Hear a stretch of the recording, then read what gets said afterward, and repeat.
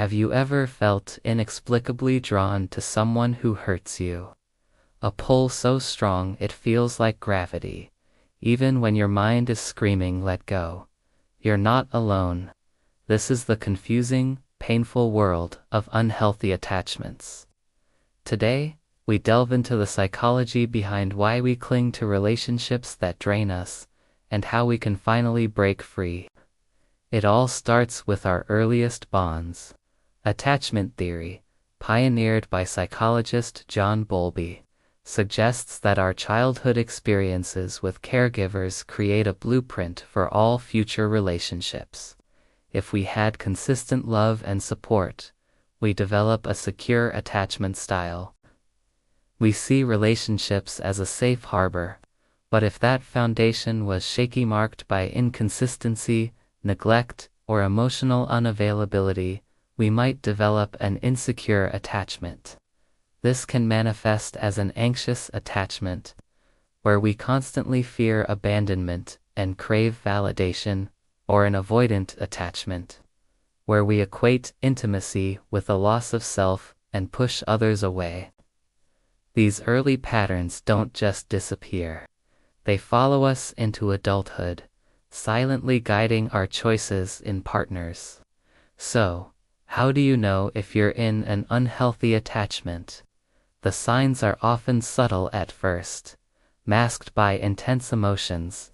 One major red flag is a constant emotional roller coaster. The relationship swings between extreme highs, where you feel intense love and connection, and devastating lows, filled with conflict and despair.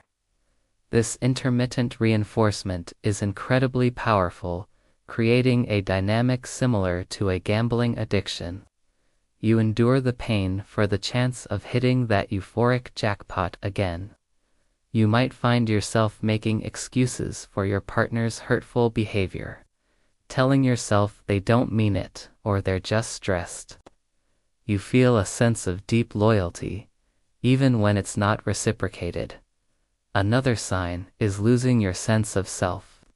Your moods, hobbies, and even your self-worth become entirely dependent on the other person. When they're happy, you're ecstatic. When they withdraw, you're crushed.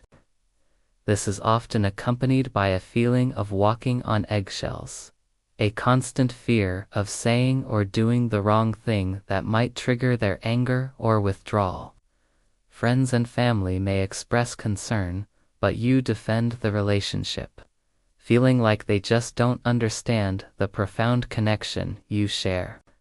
This is the hallmark of a trauma bond, where a cycle of abuse and positive reinforcement creates a powerful, unhealthy connection that is incredibly difficult to break. This destructive pattern is often locked in by what's known as the cycle of abuse. It begins with a tension-building phase. The air gets thick with unspoken resentment, and you feel that familiar anxiety creeping in. You try to be perfect, to manage their moods, but the tension is unbearable. Then, the incident occurs. It could be a major fight, a cruel remark, or an act of emotional withdrawal. The pain is sharp and immediate. But what comes next is the most insidious part of the cycle, the reconciliation or honeymoon phase. The abusive partner may apologize profusely, shower you with affection, and promise to change. They become the loving person you first fell for. This flood of positive reinforcement is a powerful sedative. It validates your hope, quiets your doubts, and makes you believe that this time, things will be different. This is followed by a period of calm, where the relationship feels stable and loving again, reinforcing the bond. But inevitably, the tension begins to build again, and the cycle repeats, each rotation strengthening the chains of the unhealthy attachment. Breaking free from such a deep-rooted pattern is a journey, not a single step, but it is possible. The first and most crucial step is acknowledgement. You must look at the pattern for what it is, without excuses or minimization. This isn't about blame, it's about clarity. Start by tracking your emotions and the relationship's cycles. Write down how you feel during the highs, the lows, and the periods of tension. Seeing the pattern on paper can break the illusion that things are getting better. The next step is to seek support. This is not a battle to be fought alone. A therapist specializing in attachment theory or trauma can provide you with the tools and validation you need to heal.